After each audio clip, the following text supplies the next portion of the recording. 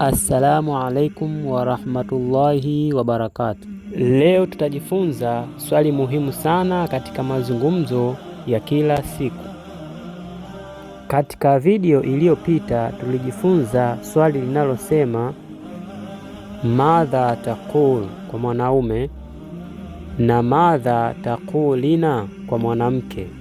Siku ya leo tujifunze swali linalosema madha tasma'u. Madha tasma'u, madha tasma'u. Hiyo ni kwa mwanaume. Na madha tasma'ina, madha tasma'ina. Turudie tena, madha tasma'ina. Unasikia nini?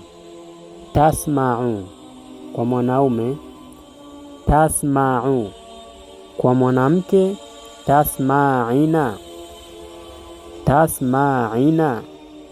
Kwa hiyo ukiulizwa madha tasma'u au kwa mwanamke madha tasma'ina, kuna majibu tofauti ambayo unaweza kujibu.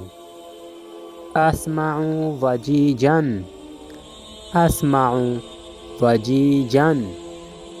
Nasikia kelele. Asma'u tiflan yabki, asma'u tiflan yabki. Nasikia mtoto analia. Asma'u alqur'ana, asma'u alqur'ana. Nasikia Qur'an. Asma'u sautan jamilan, asma'u sautan jamilan. Nasikia sauti nzuri. Asma'u musiqa, asma'u musiqa. Nasikia muziki. Kama unataka kuendelea kujifunza lugha ya Kiarabu, komenti neno endelea, kisha bonyeza neno subscribe ili uwe wa kwanza pindi tutakapopakia video mpya.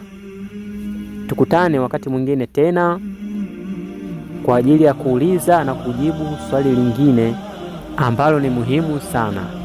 Maa salama.